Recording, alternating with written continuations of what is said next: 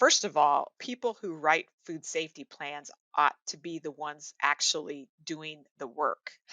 I think that's an obvious point, but I am always surprised when I go to facilities and they say, "Well, we just wrote this plan because we were required to," and whatever, right? I think one of the things when I teach total quality improvement in my course is I say to students again and again, involve the people that are involved in the process, right?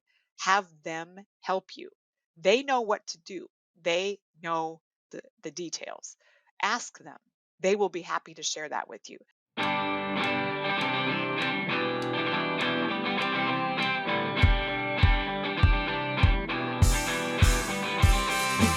Welcome to the Feed Science Podcast, coming to you from North Carolina State University's Animal Food Manufacturing Program. I'm Adam Farrenholz. Thanks for joining us. On behalf of Wise Genetics, I'd like to introduce our guest today. Our guest is Dr. Gretchen Mosher.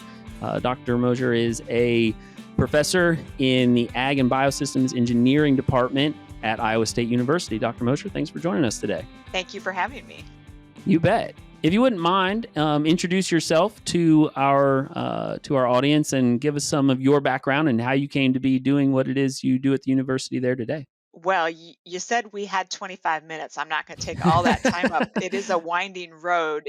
It appears, or from my perspective, I when I entered Iowa State University in the fall of 1992, I never in my wildest dreams imagined I would be in a position as faculty and certainly as a full professor. So I started as a food science student, and I interacted a little bit with Charles Herberg at the very end of my undergraduate degree, who introduced me to the idea that grain even had a food safety element to it.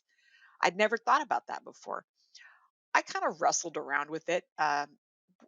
Took a job at the end of my bachelor's degree on campus in a research lab, and kind of moved from there, and doors just kept opening, right? So then I worked as an academic advisor for a short time for 3 or 4 years, and then again Dr. Herberg appeared in my life and offered me the opportunity to get a doctoral degree. And I thought, certainly after 3 degrees from one institution, I'd probably have to go somewhere else to make my way, right? But then they surprised me again. They offered me the job, they assistant professor, and I dug my heels in and started to work. I am a native Iowan. I was born and raised in Northeast Iowa, where the hills and the prairie meet, as locals often say, right at the foot of the hills, if you will, in some pretty flat farm ground. I married into a farming family. Both of my grandparents as well farmed, but in my graduating class of 55, my classmates would be very uh, amused by the fact that I am working in this field, because they would say, I didn't grow up on a farm, and they're right. But learning the business from the elevator side and from the feed mill side has been a really interesting career path for me. My background is in product testing, sensory evaluation of food and agricultural products. I worked many years, 8 years, in testing of irradiated meat products. So the idea of new ideas and new technology is something that I have worked a lot with in my career. And that testing idea is really what drove a lot of my research thought processes. I teach an undergraduate class in total quality management, and I love to really think about the process behind things. How does it contribute to or detract from the success of what we're planning? Yeah. Kind of where I got to, and risk analysis is thrown into the mix on that too. A- as a doctoral student, was introduced to the concept of risk assessment and the factors that influence, or both positively and negatively, the hazards and severity of those hazards as they appear in grain handling, both from the safety side as well as the quality management side. Gotcha. All right. Yeah. I think that's about as short as I can make that story. No, I think that was great. So since we're, going down that road of talking about risk assessments and we're talking about hazards and whatnot, obviously, with some of the regulatory changes that started actually over a decade ago now, but took a while to roll out, and Food Safety Modernization Act, and now we've all been living with it in some form or fashion for the last 8 to 10 years, kind of depending on the size of your facilities and whatnot. In the feed industry, we've often done hazard mitigation and hazard assessment and all these things. We've done it for as long as we've been making feed. We just didn't always necessarily put pen to paper about it. We didn't Exactly. have to necessarily prove some of these things, justify some of what we've done. And now that people have had to start doing that, they've had to start learning a little bit more about, well, how do I actually describe what I was doing and why it was working? So, starting off from a very broad question, we've got this whole giant uniform universe of hazards that could impact animal food and feed in general. Is it something that we should consider possible or worth our attention to try to eliminate everything? Or is there a process by which we decide these are the hazards that matter the most and this is where we need to put our attention? Indeed, that's a great question. And I think one of the things that when we compare this to when we compare animal food, which is what we make in the feed mill, to human food, I don't think even in human food it's possible to eliminate all possible hazards. And of course, unlike people, animals eat what we feed them, right? They'll eat the same thing every day. And so it is less about how they handle their food. People can really make food unsafe by how they handle it, right? Animals don't do those things, but people handle animal food and sometimes they can contaminate it inadvertently. In terms of elimination, I think we seek to control the things that are going to have the biggest severity. Clearly, you don't want your first indication that you have a problem with hazard control in your facility to have dead animals, right? Right. That would be a bad surprise, right? And you want to eliminate or mitigate as much as you can those types of things. Do they happen? Yes. And in fact, we had just a couple recently that were pretty high profile.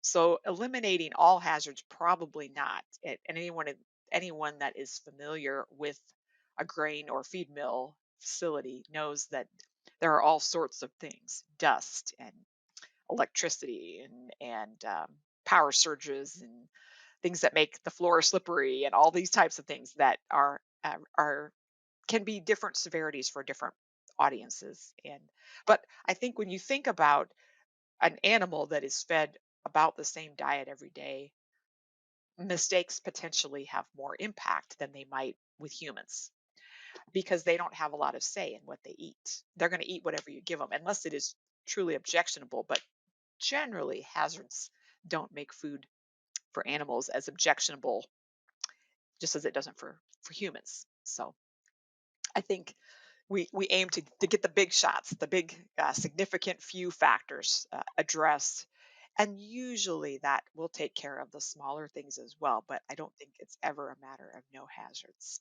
In your experience in dealing with some of the mitigation and trying to figure out where to put the attention, is there have there been good ways to balance things that are low probability but high severity versus the lower severity but high probability, where if I've only got so many hours in the day and so much analysis I can do, what are some of the ways that you've seen that have been effective of assigning value to those things and figuring out where on the spectrum we need to spend that effort? That's a great question. And we actually, in the risk analysis field, have a matrix that helps us to at least visualize, mostly qualitatively.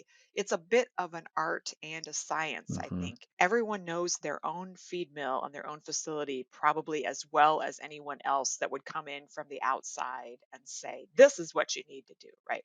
That I don't think that goes very well. It doesn't go over very well with people when you come in as an outsider and say, this is what you need to do. But this idea of balancing the occurrence, the probability of occurrence of it happening with the severity if it does happen, clearly you're going to spend as much of your time as you can on things that happen frequently, but potentially they're not as severe. clearly you would allocate resources to prevent things that are very severe, potentially causing death or damage, significant damage to the facility. If those things are happening on a frequent basis, clearly you're Hmm. going to spend some resources. A, a tougher decision are things that happen rarely, but do have that large impact. A major violation, for example, in feed safety that would kill not just one animal but a lot of animals, is a major hazard. And I think it is helpful to at least have a plan, maybe not spend the money to prevent. But I would also say that that prevention piece is part of the overall management. So you're right that there's a lot of things to prioritize and manage in a feed mill, but I think a balance, I'm not going to say this is what always works in every case because that's not true. I would not be truthful if I said I knew the answer. Uh, but I do think there are tools out there to use, and these matrices that rank, how frequent does this happen, how frequently, and what is the severity if it does happen. These risk matrices, and then they show the red, the green, and the yellow. So the reds are clearly, this is where we need to really take notice and spend the resources and time to control and mitigate. The green is potentially less critical for immediate action. So that would be one way. One of the things that I kind of notice as you're talking, and I think it's an interesting point to make a little bit, is you're bouncing back and forth a little bit between the ideas of things that are, dangerous to the animals. So we're thinking like food safety, but also things that are impacting like the facility. We think about, dust control and explosions and electrical hazards and all that.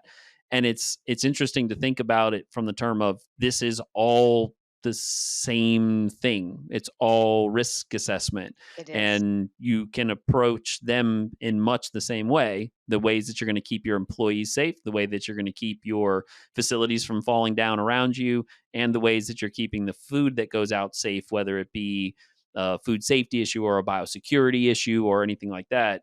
These processes of risk assessment and what is at the base of it a mathematical, even if like you said some of it is subjective and there's still an art to it, but it's somewhere in the back there is at least some level of mathematical, okay, how likely is this, and that same thought process can be used throughout these different processes that we've got going on in the facility.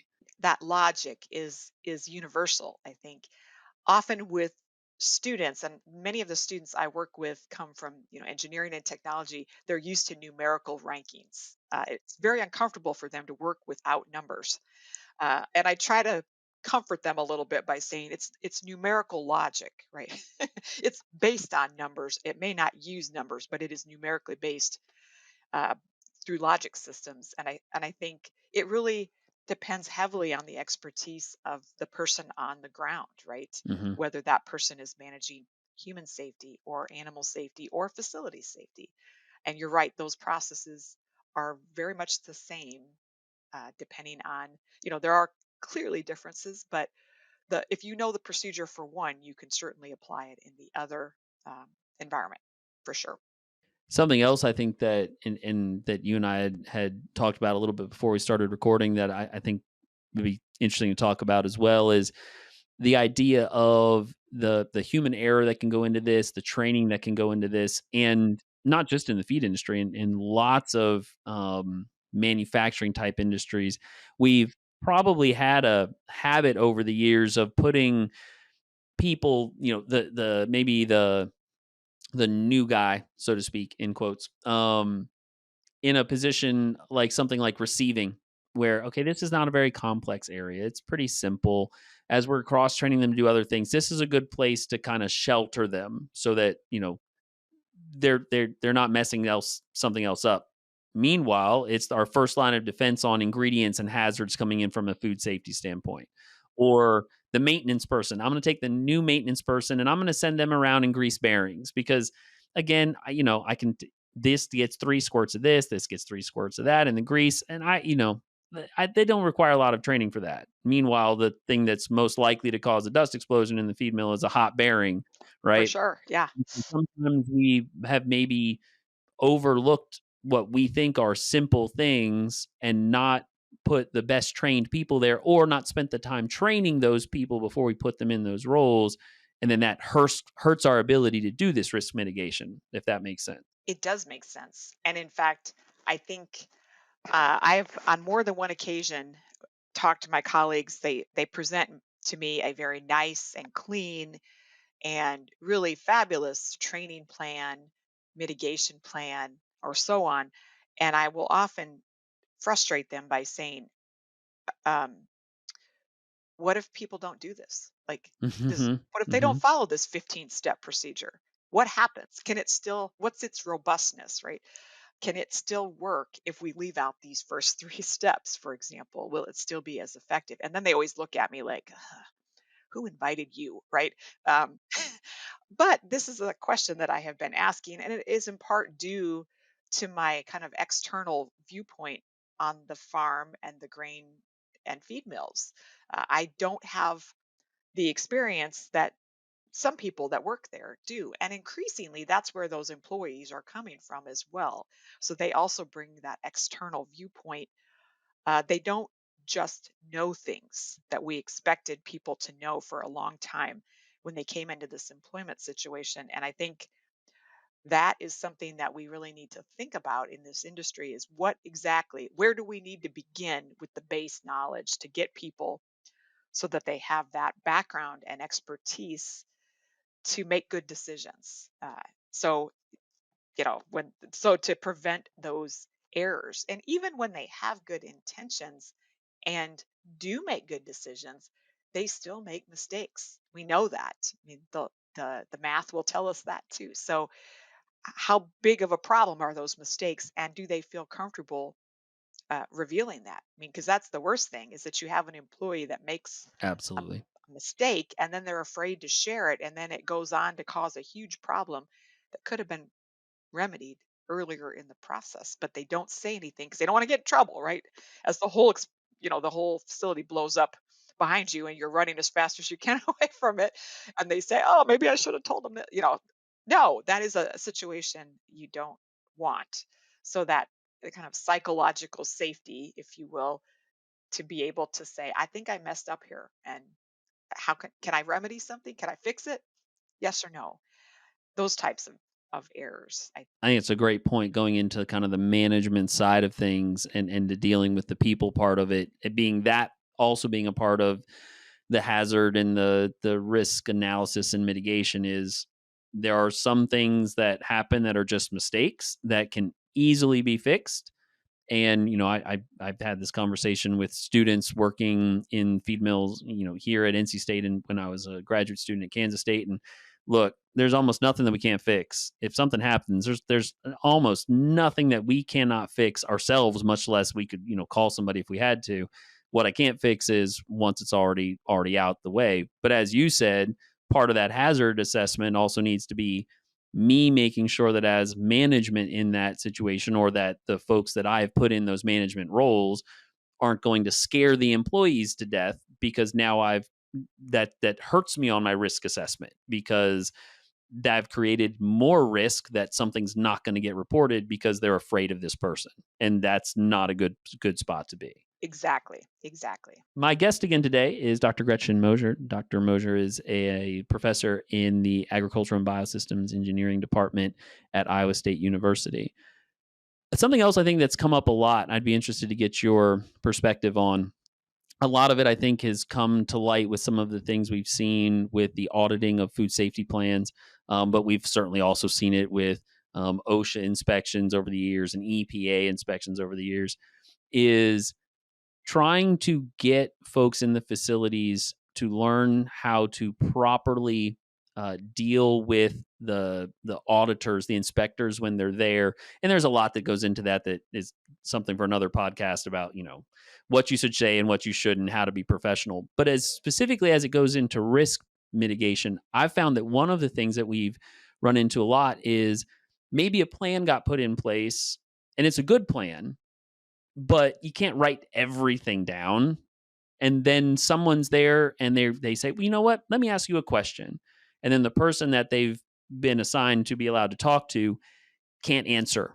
they don't have all the details. They haven't been properly trained, and now when they can't fully answer, now whoever's inspecting, as they should, is thinking, as you said, well, it's written down, but how do I know it really is actually getting done if they can't describe it to me? So it's kind of a follow up on that last question of, what have been some of your experiences with trying to get people to understand the level of detail they need to know about their plans in order to be able to explain it to somebody? First of all, people who write food safety plans ought to be the ones actually doing the work. I think that's an obvious point, but I am always surprised when I go to facilities and they say, "Well, we just wrote this plan because we were required to, and whatever," right? I think one of the things when I teach total quality improvement in my course is I say to students again and again, involve the people that are involved in the process, right? Have them help you. They know what to do. They know the details. Ask them. They will be happy to share that with you. And I think if you're doing the right thing the majority of the time, right on quote unquote, right? And the right thing is a different thing for most facilities. I think you see less of uh, that trapping by inspectors. I know inspectors like to have those conversations where they find these secretive things, but I think if you have good intention with your preventative controls or whatever, I think that is logical to me that you would not be caught in a trap like that, or at least one that is going to Right. be a problem for you in the final audit. If you have a good idea of what's happening with the systems and the processes within those systems, I think you'll be in good shape for the most part. And there are always exceptions, of course. Sure. We have Sure. inspectors who are more particular than others, and early in my career, I wrote a set of training modules for those instructors that were coming out at the time from the FDA, Hmm. and that was one of the things we had a lot of conversation about was how much detail do we need to provide to them about these are not human foods, these are animal foods. There are different hazards and they need to be controlled in different ways because many inspectors come from the human food side, or at least initially they did. So those differences, but I think having a good idea of the system with within that you are working is critical. To know what you're working on. And I know that it seems to take a lot of time early on to familiarize people with the different aspects and components related in each system. But I think for most of us, if we understand why we do things, I think that increases the likelihood that people will comply if they know why things are done, rather than just being told, you must do this, shaking of finger, right? Hmm. You must do this. I think when people understand why this is done, they can see their part, their link in the chain, if you will. And we know from the process improvement side that it is really the weakest link that always is the issue, right? You're never any stronger than the weakest link in the chain. So if your weak link is your employee that is not doing what they are to do as part of this food safety plan, then it's time to have a conversation with them and say, is there a reason that you're not doing this? Maybe there is, and maybe it's a logical reason. In that case, you listen to them and make adjustments if necessary, but it's that kind of two-way communication that goes back and forth that I think is very critical, and it is not conventionally acceptable always in these environments where you just say go do those things, right? That's not the way it normally works. I think that would be a very positive change, I think, in many facilities for people to know what to do so that they can actually take the actions and do those things on a consistent basis, knowing that there are going to be days that things don't go quite as well, but small errors are easy to overcome, as you mentioned earlier. It is those big ones. You don't want somebody to make a big error that's going to cause uh, widespread death and destruction, if you will. Exactly. Yeah. And you kind of mentioned, and there are going to be those instances where somebody is coming in to do an inspection, an audit, and they're there to gather evidence, and they're going to ask certain questions, and some are more aggressive than others, and that's fine. But I think what you said there makes a lot of sense from the standpoint of, and we've seen this. I know when we've heard from folks in the industry and said, "Well, yeah, we got this audit," and a lot of times it's not even the person that was sitting in the audit; it's like their boss, and so they've got it secondhand, and they got overly aggressive with this and that, and and we showed them the documentation, and they didn't like it, and you want to sit there and go, well, hold on just a second. What's the chance if you were actually sitting in the room though, that you would have been giving a bit of a look to the person in the facility and going, that really wasn't the answer that we should have heard you give, right? It doesn't seem like the amount of knowledge is there that I would have liked to have seen, or didn't quite think that through. Wait a minute, are we really sure we're all on the same page here? Because I don't think that's a huge part of it. I think people are doing a good job by and large, but I know that that's some of it where it's wait a minute, I think the reason that the person kept asking these questions is because they did not like the answers they were getting. And if you were sitting in the room, you might not have liked the answers you were getting too. So spending that time on the training and things and really making sure everybody's comfortable is, I think, really important. I agree. And as you were saying this, I was reminded of the I'm giving an exam in my student class on Thursday, and I talked to them today, and I said to them, "You have to communicate to me on what you know as part of your write up, right? If Right. you give me this and you're wrong, I don't have any option except to take all of your points away, right? If you can give me a little more information, show your work, if you will." And that's what I would say to those working in these situations. Show your work. What are you doing? And help us fit together all these pieces, because as we often would say, something just doesn't add up here. You say you're doing these things, but we don't see the indication that they're actually occurring. Right. That's a problem, right? And that would raise questions from my perspective too if I was the inspector. So Yeah. If we're that missing some details here and there, but I can understand that you've got the overall concept, then okay, we can work from here. If I don't can't tell that you've got the concept, and like you said, yeah, an exam is a great way to phrase that, which is going to lead me into kind of our closeout question or set of questions here as we're coming to the end of our half an hour. It's time for our famous three.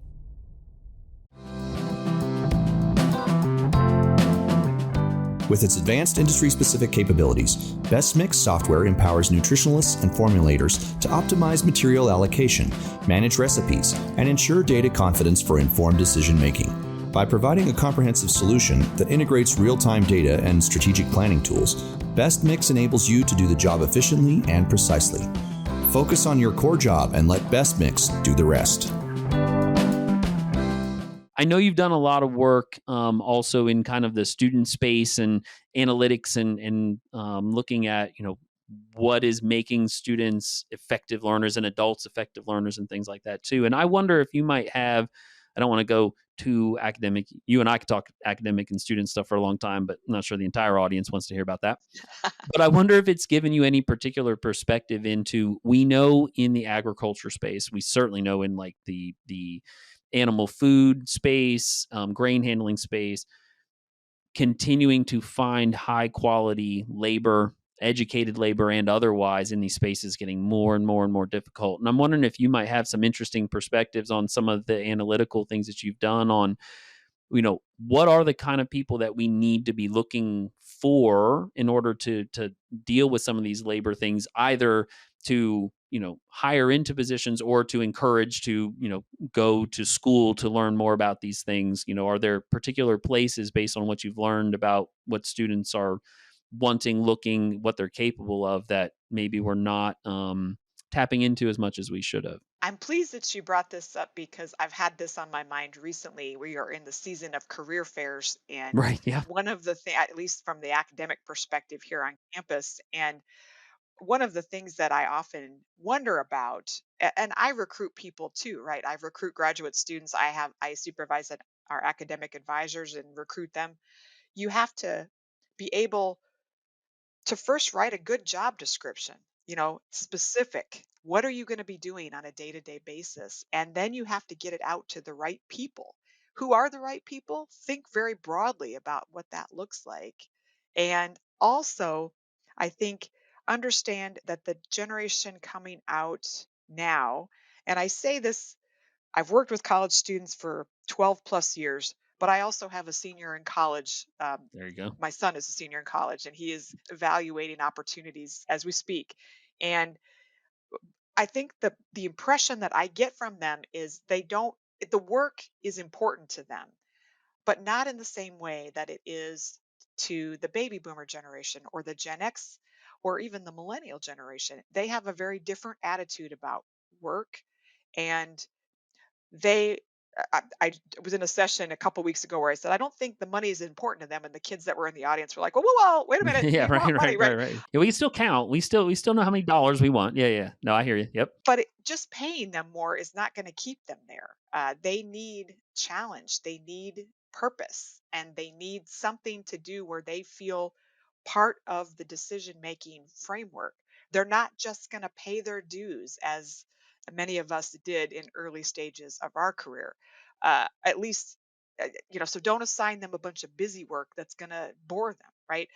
Get them involved, and they bring a very different perspective on solving problems than many of us brought to the table. They have new tools, they know how to use them, Hmm. and I think that can be very helpful to those of us who are more mature in our job titles, right, in our field. And I also would think it's helpful to ask questions of them coming in, recognizing that many of them are not going to fit into a cookie cutter, trainee position that many of us went through in early stages of our career. So I think they see themselves as very unique individuals, and we can roll our eyes and make comments if we wish. But ultimately, it is building relationships with students, and sometimes those relationships go several years before you actually secure the hire. And I think that's important to remember when we are recruiting. But I think the challenge and the purpose, having a logical purpose to what they do every day is is very important to these young adults, and they've grown up in a very different world than what we have. And I don't need to get all political or anything, but it is a very different space than it was 30 years ago when I was a college student.